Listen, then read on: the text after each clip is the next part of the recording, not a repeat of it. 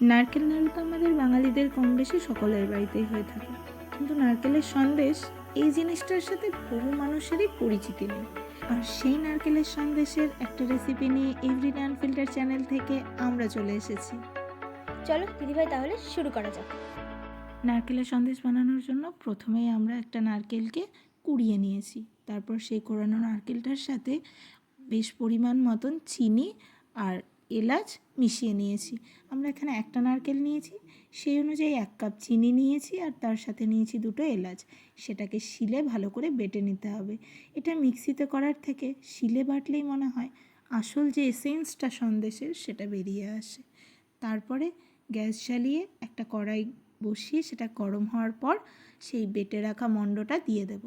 দিয়ে বেশ কিছুক্ষণ নাড়াচাড়া করার পর অল্প একটু গুঁড়ো দুধ, 1.5 চামচ মতন গুঁড়ো দুধ আমি এখানে মিশিয়ে নিয়েছি।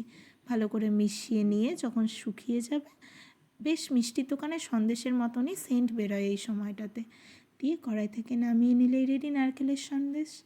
তারপর যেই যার ইচ্ছে মতন শেপ দেবে। এইগুলো সাধারণত আগেকার দিনে পাথরের সাঁচ পাওয়া যেত, সেইখানে শেপটা ভালো হতো। ছোটোবেলায় যেটা আমরা দেখে এসেছি আমাদের বাড়িতে হতো, যেহেতু সেইটা নেই তাই এখন হাতেই যেমন পারলাম একটা শেপ দিলাম।